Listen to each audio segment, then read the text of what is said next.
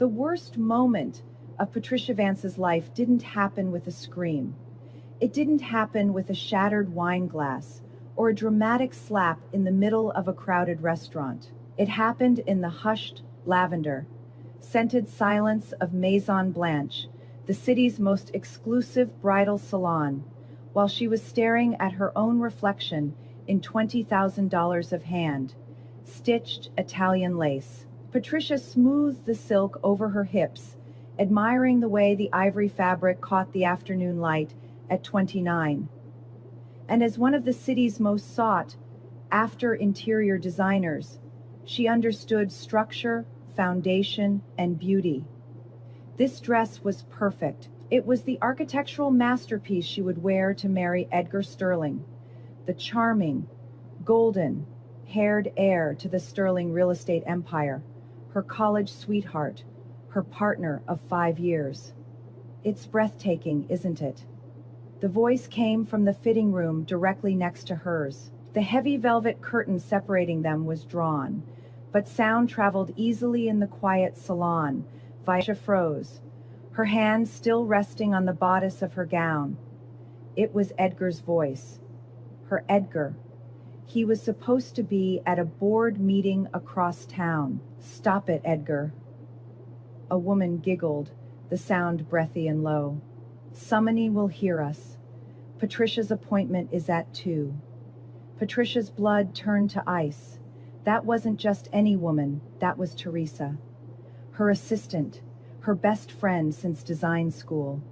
The woman who had helped her pick out this very dress last week. She's running late, besides, she's too busy fussing over flower arrangements to suspect anything," Edgar murmured. There was the unmistakable sound of fabric rustling, a zipper sliding down. "God, I missed you. This merger has me tied to her side like a purebred show dog." Patricia stood paralyzed, her knuckles white as she gripped the velvet curtain, a show dog. "But what about the baby?" Teresa whispered, her voice tightening with anxiety. "I'm 12 weeks along, Edgar. I can't hide it much longer. My jeans don't fit." The silence that followed was deafening. Patricia felt the floor tilt beneath her satin heels. A baby. "Babe, listen to me," Edgar's voice dropped to that smooth, persuasive tone he used on investors. "We just need to get through the wedding. Once the merger with the Vance design firm is finalized and the board sees me as a stable, married man, I'll have full control of the trust. Then, Patricia becomes exactly what she is on paper, a placeholder." "A placeholder?" Teresa sounded hurt. "A necessary evil," Edgar corrected, and Patricia could practically hear the smirk in his voice. "She's brilliant at business, sure, but she's intense, boring even. You're the fun one. You're the mother of my actual child. Just let me secure the bag, sweetie. Once the ink is dry, she's nothing but a roommate with a ring." Tears pricked Patricia's eyes, hot and stinging, but she willed them back. She looked at her reflection again. The woman in the mirror wasn't boring, she was accomplished. She was loyal. And she was currently wearing a dress that cost more than Teresa's car, paid for with her own hard-earned money. 5 years of love, of supporting him through his father's death, of rewriting his speeches, of designing his developments to make him look like a visionary. All for this to be called a necessary evil by the man she built up, while he got her assistant pregnant. A normal woman might have ripped open the curtain. She might have screamed, thrown a fit, and demanded answers right then and there. But Patricia Vance wasn't normal. She was a designer. She knew that, before you demolish a structure, you have to disconnect the utilities, or the whole block blows up. She took a slow, shaky breath, picked up her phone, and hit record. Most women would have torn down that velvet curtain and made a scene. Patricia, she understood that a tantrum is free entertainment, but a recording is legal ammunition. She didn't cry, she secured the asset. Remember, ladies, when you identify a structural failure in your relationship, you don't scream fire. You calmly document the arsonist holding the gasoline. Emotion is for the reception. Evidence is for the courtroom. She captured the next 30 seconds of their hushed promises and wet kisses. Then, with terrifying calm, she stopped the recording and uploaded it to her private cloud. Patricia, are you ready for the veil? The bridal attendant's voice chirped from the hallway. Inside the next booth, the rustling stopped instantly, dead silence. Patricia cleared her throat. She forced her voice to be light, airy, the voice of a happy, oblivious bride. Actually, I think I'm done for today. I'm feeling a little faint, must be the diet. Oh, of course, let me help you out, the attendant said, bustling in. Patricia stepped out of the booth, fully dressed in her street clothes, her face a perfect mask of composure. She glanced at the curtain of the neighboring booth. It was still twitching slightly. Tell Mr. Sterling I had to run, Patricia said loudly enough for them to hear. Something urgent came up with the accounts. I need to make some withdrawals. She walked out of the salon and into the blinding afternoon sun. She didn't cry. Not yet. Instead, she pulled out her phone and dialed a number she hadn't used in years. Marcus, it's Patricia. I know it's been a while, but I need the meanest divorce lawyer in your firm. Someone who eats trust funds for breakfast. She got into her car and checked her makeup in the rearview mirror. Her lipstick was perfect. Her eyes were hard as diamonds. Let the games begin, she whispered to her reflection. Edgar's phone buzzed on the mahogany coffee table of their penthouse that evening. Patricia sat on the other side of the room, sipping a glass of red wine. Her legs curled beneath her on the velvet sofa. She watched him check the screen. A quick, nervous glance, before shoving it back into his pocket. Just work stuff, he said, flashing that easy, charming smile that had once made her heart flutter. Now, it made her stomach turn. Everything okay, babe? You seem quiet. Just thinking about the wedding, Patricia said. Faye replied smoothly, swirling the dark liquid in her glass. The venue called. They need the final deposit by Friday, right, of course. He ran a hand through his perfect golden hair. It's going to be perfect. Patricia set her glass down with a deliberate clink. Actually, Edgar, there's something else. Something unromantic, but necessary. He frowned slightly. What is it? My lawyer sent over the prenuptial agreement draft. The air in the room shifted instantly. Edgar stiffened. A prenup, Patricia. We talked about this. My mother already has the family lawyers handling the trust protections. You know, I don't care about your money. Oh, it's not about my money, Patricia lied effortlessly. She stood up and walked over to him, placing a hand on his shoulder. She could smell Teresa's perfume on his collar, a cheap floral scent she recognized immediately. It took every ounce of her willpower not to recoil. It's about protecting you. Me, Edgar looked confused. My business is taking on some risky new projects, she explained, her voice steady. If things go south, I don't want your family's assets to be liable for my debts. It's a standard clause my partners insisted on to keep the board happy. Edgar's expression relaxed. Patricia, you always worry too much. But if it makes you feel better, there is one other thing, Patricia interrupted gently. She pulled a thick document from her bag and slid it across the table. Her fingers lingered on the cover page. To make it fair, my lawyer added a standard infidelity clause. You know, just legal jargon to balance the risk. Edgar laughed, a hollow sound. Infidelity, babe. Come on. You know you're the only woman for me. Of course I do, Patricia cooed, looking him straight in the eyes. That's why it shouldn't be a problem to sign it, right? It's just paperwork, a formality to show my investors I'm serious about stability. He hesitated for a fraction of a second. His gaze flickered to the document, then back to her face. He was arrogant, He was used to getting what he wanted. He probably thought he was too smart to ever get caught, especially by boring Patricia. What he didn't know was that the standard clause on page 14 was a lethal weapon. It stated clearly in the event of proven infidelity by either party prior to the marriage, the offending party forfeits all voting rights in any joint business ventures and assumes full liability for wedding cancellation costs. More importantly, it had a rider attached to his family trust distributions, something his mother would have caught instantly had he bothered to send it to her lawyers first. But Edgar was lazy, and he was desperate to get back to texting Teresa. Fine, he sighed, uncapping a pen with a flourish. If it gets your partners off our backs, I'll sign whatever you want. I love you, Patricia. He scribbled his signature on the line without reading a single word of the fine print. Arrogance is a terrible sedative, isn't it?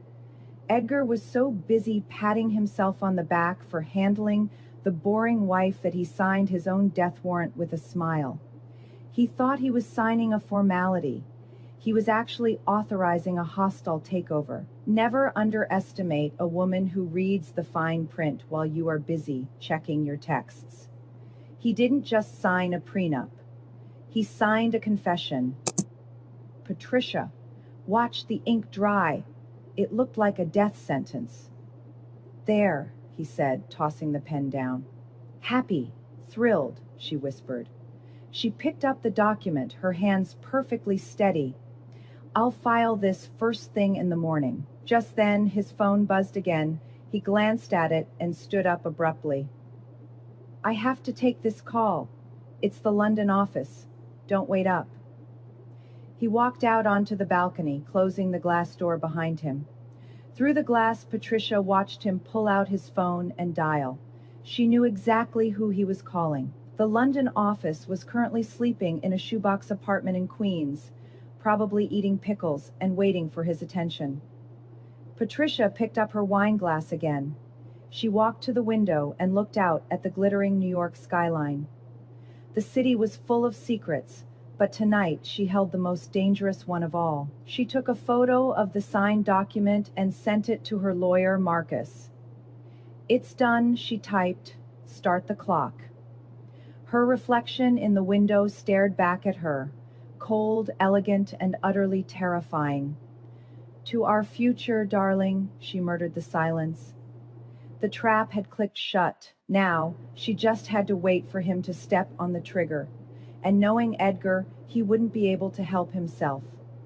The next morning, the Sterling Vance offices were buzzing with the frantic energy of a Monday. Patricia walked in looking every inch the boss, tailored cream suit, hair pulled back in a severe chic chignon, and holding a double-shot espresso like a weapon. Good morning, Patricia. Teresa chirped from the front desk. Patricia paused. She looked at her assistant, really looked at her, for the first time since the bridal shop. Teresa looked tired. There were faint circles under her eyes, hastily covered with concealer, and she was wearing a loose, fitting blouse that hid her waistline. Morning, Teresa, Patricia said, her voice betraying nothing. Did you finalize the guest list for the charity gala? Yes, I just sent it to the printer. Teresa smiled, that wide, innocent smile that Patricia used to find endearing. Now, it just looked predatory. Oh, and Edgar stopped by earlier. He forgot his iPad for the presentation. Did he? Patricia's eyes flicked to the sleek silver device sitting on the corner of Teresa's desk. He's so forgetful lately. The stress of the merger must be getting to him. Yeah, he seemed really stressed, Teresa said, casting a sympathetic glance at the iPad. I told him you'd bring it to the meeting later. Perfect, I'll take it. Patricia swiped the iPad off the desk before Teresa could protest. Thanks, Teresa. Oh, and send me the floral budget breakdown again. I want to double-check something. She walked into her office and shut the door, clicking the lock. The blinds were drawn. She sat down at her desk, her heart pounding a slow, heavy rhythm against her ribs. This wasn't just about catching a cheater anymore. This was about survival. Patricia had designed the security protocols for the entire office network. She knew Edgar's passwords because he used the same 3 variations for everything: his birthday, his mother's birthday, or the name of his first dog. She tried Boost 123 Reels. The iPad unlocked instantly, idiot. She didn't go for the texts first. That was amateur hour. She went straight to the cloud sync settings. Photos, notes, calendar invites, everything was linked. She scrolled back, her eyes scanning dates. There it was, 6 months ago. The weekend of her birthday trip to Napa, the one Edgar had missed because of an emergency board meeting. Photos of a hotel room in Miami, not a boardroom. A picture of 2 champagne glasses on a balcony. A selfie of Edgar and Teresa, their faces pressed together. Teresa wearing a diamond necklace Patricia had never seen before. "Happy 3 months, baby," the caption read. It was saved in a hidden folder labeled Project X. Patricia felt bile rise in her throat. 3 months, they had been together for 6.5 years. While she was planning their life, he was buying Teresa diamonds with. She paused, zooming in on the receipt in the next photo. The credit card number visible on the receipt ended in 8842. That wasn't Edgar's personal card. That was the Sterling Vance joint corporate account. The one meant for operational expenses. Patricia let out a sharp, incredulous laugh. He was expensing his affair. He was literally making her pay for the hotel room where he cheated on her. This wasn't just infidelity. This was embezzlement. She started screenshotting everything, airdropping the files to her secure, personal drive, hotel bills, jewelry receipts, Uber rides to Teresa's apartment at 2 a.m. logged as client transport. The evidence was staggering. It wasn't a mistake. It was a lifestyle. A note between Edgar and Teresa titled Escape Plan. Once the merger closes, we use the bonus to buy the house in the Hamptons. Patricia will be too busy with the new contract to notice if I take a sabbatical. Baby name ideas. Oliver, Sophia, Patricia put the iPad down. Her hands were shaking, not from sadness, but from a rage so pure, it felt like clarity. She had been building a life with a man who was actively plotting to dismantle her, using her own assistant as the wrecking ball. Later that evening, Patricia sat at a long candlelit table in the private dining room of Le Bernardin, across from her SAT Victoria Sterling, Edgar's mother, the matriarch of the family, and a woman who had ice water in her veins. The flower arrangements need to be white roses, Patricia, Victoria was saying, cutting her fish with surgical precision. Anything else is tacky. Of course, Victoria, Patricia said, smiling thinly. And I hope you've spoken to Edgar about the timeline for heirs, Victoria continued, not looking up. The Sterling Trust has stipulations about the next generation. We can't wait forever. Edgar, sitting next to Patricia, choked slightly on his wine. He patted his chest, his face flushing. Mother, please. Not at dinner. It's a valid question, Patricia said casually, picking up her water glass. Actually, Edgar and I were just discussing timelines. Weren't we, darling? She turned to him, her eyes wide and innocent. Maybe we'll have news sooner than everyone expects. Life is full of surprises. Edgar went pale. The color drained from his face so fast he looked like a ghost. He stared at Patricia, panic flickering in his eyes. Did she know? Was she hinting at Teresa? Surprises are for birthdays. Victoria snapped. I prefer plans. Oh, don't worry, Patricia said, her gaze locking onto Edgar's terrified face. I have a plan, a very detailed one.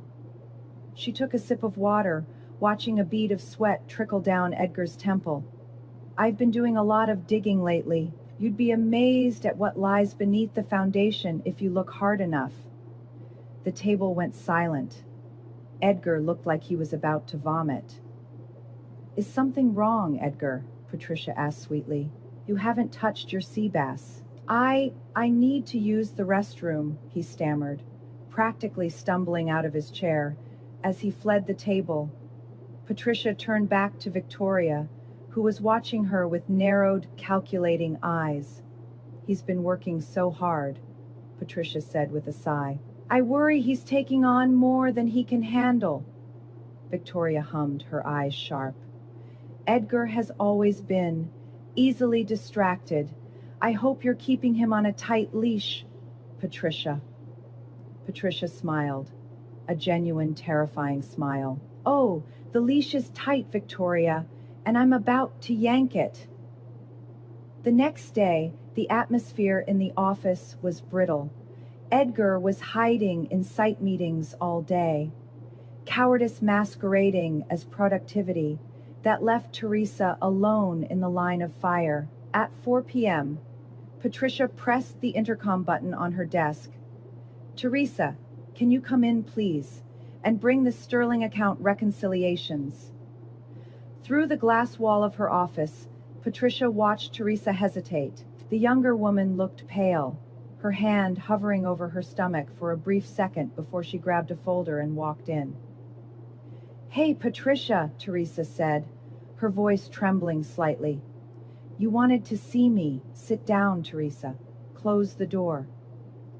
Patricia didn't look up from her computer screen immediately. She let the silence stretch, heavy and suffocating, until Teresa shifted uncomfortably in the leather chair.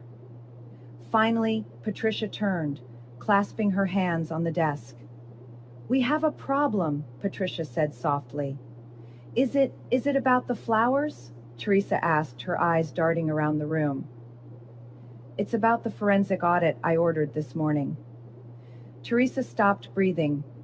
Patricia slid a single sheet of paper across the desk.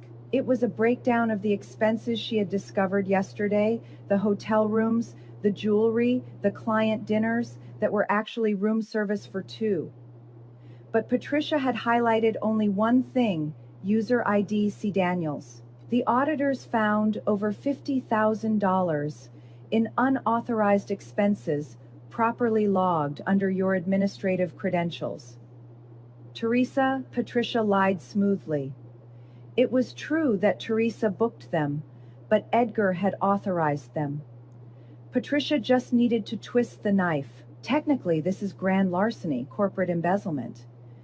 Teresa's eyes welled with tears instantly. Patricia, I didn't take that money for me. The paper trail says otherwise, Patricia said, her voice devoid of sympathy. Expensive hotels, jewelry stores. It looks bad, Teresa, especially since you're currently pregnant. Teresa froze. How did you know?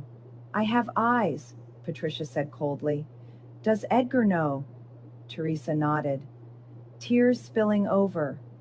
Yes, it's his. Patricia stood up and walked to the window, her back to Teresa. She needed to hide the triumph in her eyes. So, let me get this straight. My fiancé gets my assistant pregnant. Then he uses my company's money to fund the affair. But here's the interesting part. Teresa, he used your login to book everything. She turned back, her face a mask of pity. He didn't use his own credentials, Teresa. He used yours. Do you know what that looks like to a lawyer? Teresa shook her head, sobbing quietly. It looks like he set you up, Patricia said, planting the seed of poison. If this goes to court, Edgar has the Sterling family lawyers. They'll claim you were an obsessed employee stealing funds to seduce him. He'll walk away clean, claiming he was a victim of entrapment. And you'll go to prison with a baby born in a cell. He wouldn't, Teresa whispered. But her voice lacked conviction. She remembered that he had been lately. He called you a placeholder to me, Teresa. Oh, wait, no. He called me the placeholder to you, Patricia corrected, walking closer. But actions speak louder. He protected his name on those receipts. He didn't protect yours. Patricia leaned against the edge of the desk, looking down at the weeping woman. I can stop the audit. I can make this go away. I can even ensure you get a severance package that takes care of you and that baby. Teresa looked up, hope warring with fear. Why would you do that? Because I don't blame the tool, Teresa. I blame the mechanic who used it. Patricia handed her a tissue. But I need something in return. I need insurance. Anything, Teresa choked out. I need you to forward me every single email, text, and voice note you have from Edgar. Every promise he made, every time he told you to use the company card, every time he bashed his family or me. I want it all. He'll kill me, Teresa whispered. No, Patricia said firmly. He won't touch you, because if you give me what I need, I'm going to destroy him so thoroughly, he won't be able to hurt a fly. But if you protect him, I hand this file to the police in 10 minutes. It took Teresa less than 3 seconds to choose. Survival instinct was a powerful thing. I have a hidden folder, Teresa sniffled, pulling out her phone. And I recorded him. Last week, when he told me he was moving money from the offshore accounts to hide it from the IRS before the merger. Patricia's eyebrows shot up. She had gone fishing for infidelity and embezzlement, and she had hooked tax fraud. Send it, Patricia commanded. As the files started populating Patricia's inbox, audio files, screenshots, PDFs, Patricia felt a dark sense of satisfaction. She had just stripped Edgar of his only ally. Go home, Teresa, Patricia said, once the transfer was complete. Pack a bag. Go stay with your mother in Jersey. Do not answer Edgar's calls. If he asks, tell him you're sick. Leave the rest to me. Teresa fled the office like the building was on fire. Patricia sat back down in her leather chair. The sun was setting, casting long shadows across her desk. Her phone pinged. It was Edgar. Hey babe, sorry I missed you. Brutal day, dinner tonight. Just us, love you. Patricia stared at the message. She didn't reply. Instead, she opened the file Teresa had just sent her. IRS Fahide Fakeland, MP3. She forwarded it to Marcus, her lawyer, with a 2-word subject line, nuclear option. The wedding was in 3 days. The board meeting to finalize the merger and give Edgar control of the trust was scheduled for the morning of the ceremony. It was going to be a very busy weekend. The rehearsal dinner was held in the conservatory of the Sterling family estate in Greenwich. It was a glass cathedral filled with orchids, tuxedoed waiters, and people who measured their self-worth in net assets. Patricia wore a dress of liquid silver that clung to her frame like a second skin. She moved through the crowd with the grace of a queen and the precision of an assassin. Every laugh was calculated. Every touch of her hand on an investor's arm was strategic. Edgar, by contrast, was unraveling. He stood by the open bar, nursing his third scotch. His eyes kept darting to his phone, then to the entrance, then back to his phone. Patricia knew why. Teresa hadn't responded to a single text in 24 hours. He looks like he's waiting for an executioner. Victoria Sterling murmured, appearing at Patricia's elbow. The matriarch wore black, an odd choice for a rehearsal dinner, but fitting for her personality. Just wedding jitters, Victoria, Patricia replied, taking a sip of sparkling water. Tomorrow is a big day, the merger, the wedding, it's a lot of pressure. Victoria turned her steel, gray gaze onto Patricia. You seem remarkably calm, considering you're marrying into this circus. I thrive under pressure, Patricia smiled. Besides, I believe in preparation. If you've done your homework, there's nothing to survive. Victoria studied her for a long, uncomfortable moment.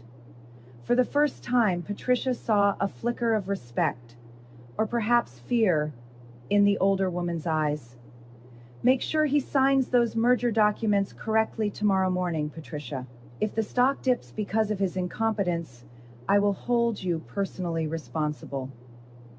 Don't worry, Patricia said, her voice dropping an octave.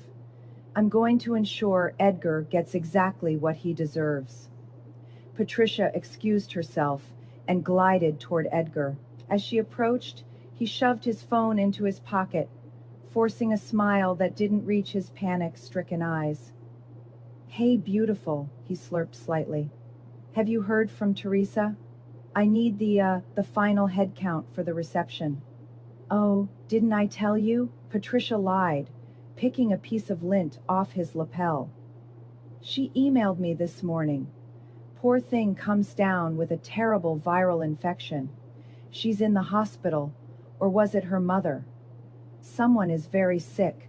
She's completely unreachable. Edgar's face went gray.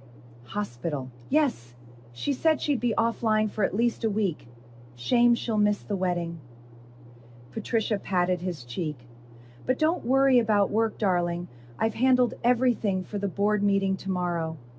You just have to show up and perform. Perform, Edgar muttered, loosening his tie. Right. Actually, I have a gift for you. Patricia reached into her silver clutch and pulled out a long velvet box. Edgar took it, his hands clumsy. He opened it to reveal a Mont Blanc fountain pen inlaid with platinum. It belonged to my grandfather, Patricia said softly. He used it to sign his first major contract. I want you to use it tomorrow morning at the board meeting to sign the merger papers. Edgar stared at the pen. For a moment the guilt seemed to weigh on him, or perhaps it was just the fear of the unknown. Patricia, you really are too good to me. I'm exactly the wife you need, Edgar, she whispered, leaning in to kiss his cheek. You'll realize that soon. She pulled away and tapped her glass with a spoon. The room fell silent. A toast, Patricia announced, raising her glass. Her voice carried clearly through the conservatory.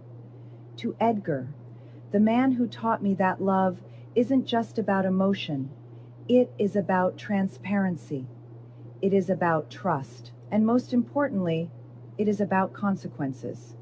The crowd chuckled, thinking it was a witty bridal joke. Edgar laughed too, nervously. Tomorrow, Patricia continued, locking eyes with him, we the groom. To the groom. The room echoed. Edgar drank.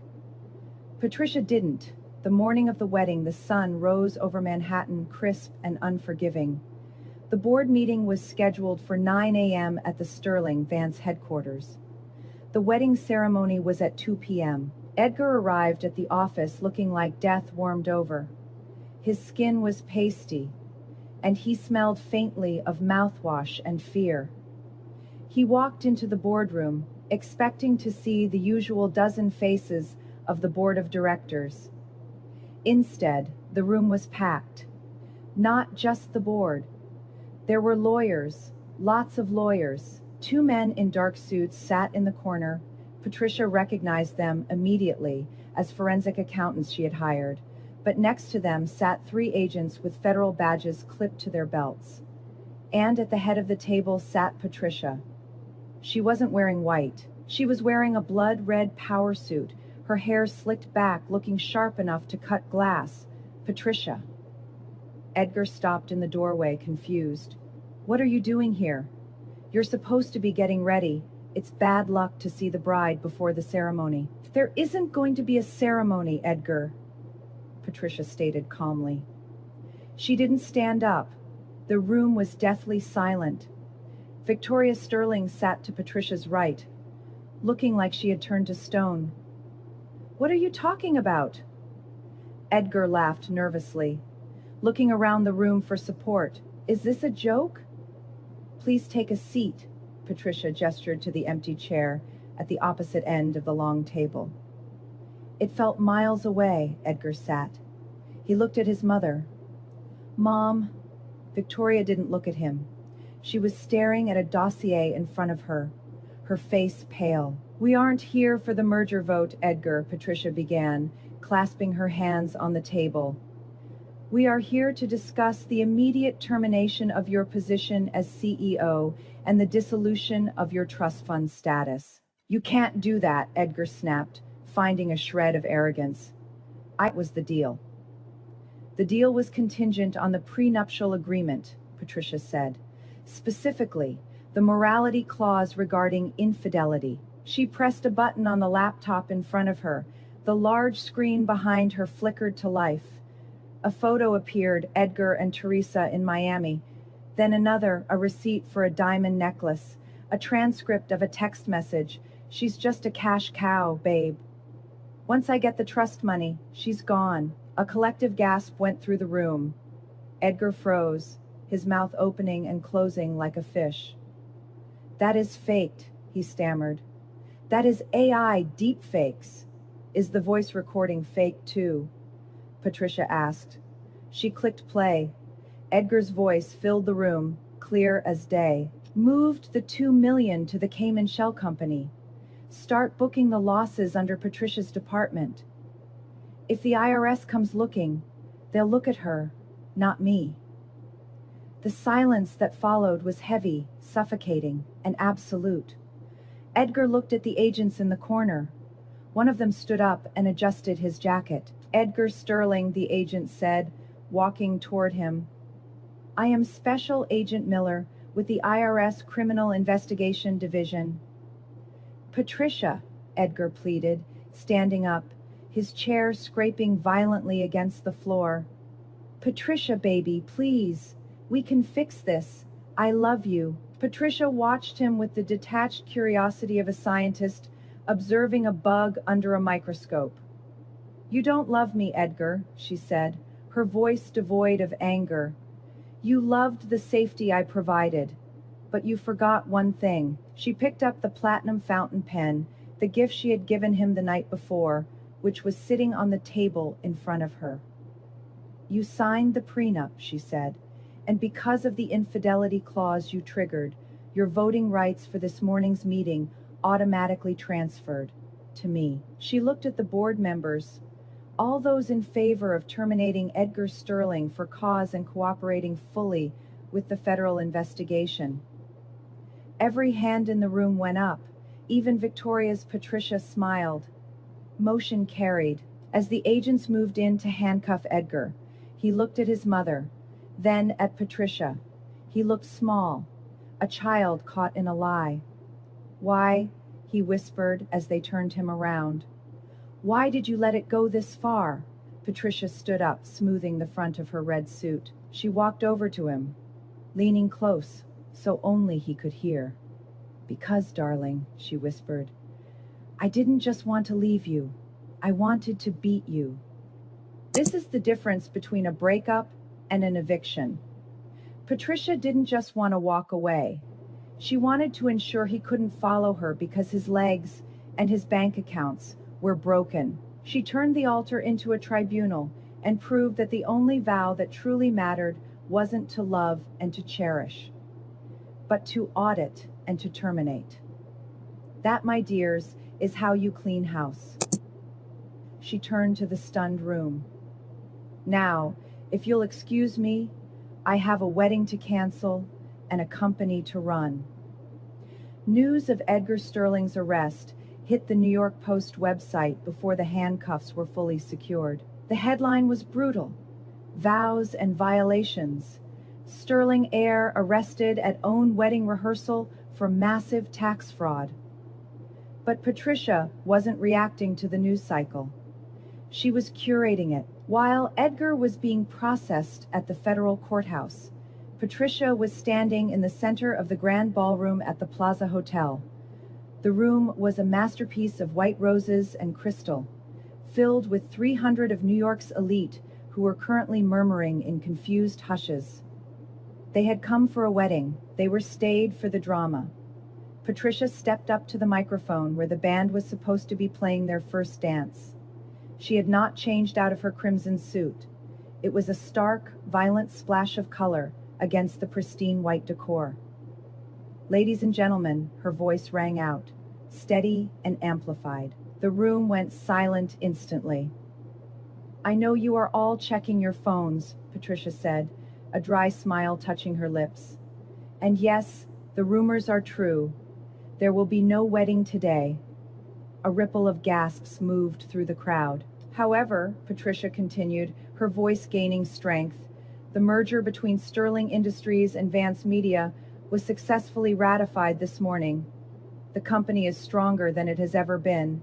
And as the newly appointed interim CEO, I didn't want this beautiful champagne to go to waste." She gestured to the waiters who stood frozen by the walls. "Pour the Bollinger, the food is paid for, the band is paid for, and I am in a celebrating mood." For a moment, no one moved. Then a single person started clapping. It was Victoria Sterling. The matriarch stood near the front, looking impeccable and unbothered. She clapped slowly, rhythmically, her eyes locked on Patricia. Slowly, the rest of the room followed suit. The confusion morphed into admiration. Patricia hadn't been left at the altar. She had cleared the altar. As the band struck up a jazz standard and the guests awkwardly began to mingle, realizing this was now a networking event rather than a nuptial one, Victoria approached Patricia. "You have ice in your veins, my dear," Victoria said, taking a flute of champagne from a passing tray. "I learned from the best," Patricia replied, clinking her glass against Victoria's. "Edgar called me from the detention center." Victoria said, her voice dropping, "He needs bail money, and a lawyer who specializes in federal RICO cases. I assume you told him the family assets are currently frozen pending the audit?" Patricia asked innocently. "I did." Victoria took a sip. "I also told him that since he is no longer an employee of Sterling Vance, he doesn't qualify for corporate legal counsel." Patricia felt a chill of respect for the older woman. Victoria was cutting off her own son to save the empire. "He'll accept a plea deal," Patricia predicted. "He doesn't have the stamina for a trial. He'll turn on anyone he can to reduce his sentence." "Let him," Victoria waved a hand dismissively. "The board is behind you, Patricia. You saved the stock price from plummeting by taking control immediately. The narrative isn't corruption at Sterling. It is new leadership cleans house." "It's brilliant spin." "It's not spin, Victoria," Patricia said, her eyes hard. "It's content optimization." 2 weeks later, Patricia sat in the corner office that used to be Edgar's. The decor had changed. The heavy mahogany and leather were gone, replaced by sleek glass, modern art, and open space. Teresa had resigned officially via email. Patricia had approved a generous severance package enough to cover medical bills and a fresh start in another state. Under a customized NDA, Teresa would never speak of the affair or the company again. It was a loose end tied in a neat bow. Patricia opened her laptop. Her team had just sent over the monthly engagement report for the company's digital sentiment analysis. Positive most, used keywords, strong, decisive, transparent. The public loved a comeback story. They loved a woman who took the bricks thrown at her and built a fortress. Her phone buzzed, a text from an unknown number. "I know it was you who tipped off the IRS about the offshore accounts. You ruined my life." It was Edgar. He must have gotten a burner phone, or perhaps he was out on bail. Patricia didn't feel fear. She didn't feel sadness. She felt bored. She didn't block the number. That would be defensive. Instead, she typed a quick reply. "I didn't ruin your life, Edgar. I just edited it. You were bad content." She hit send, then turned her phone face down. A knock. Holders are waiting in the conference room for the Q3 projection meeting. Patricia stood up, She smoothed her skirt, checked her reflection in the glass, and smiled. It wasn't the smile of a bride or a girlfriend or an assistant. It was the smile of the author who had just finished. Oh, she said, I have a story to tell them. Let's discuss the insult that started it all.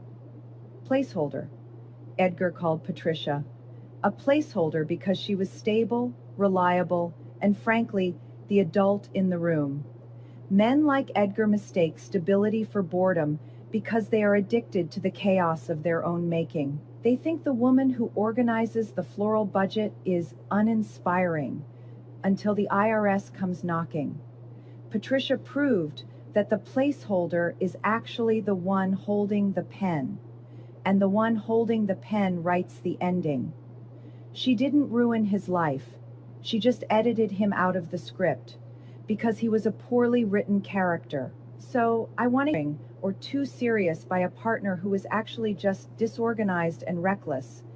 Did you realize later that your boring was actually the only thing keeping their life together? Tell me about the time you stopped managing their chaos and let them fall. I'll be reading. Madam, read out.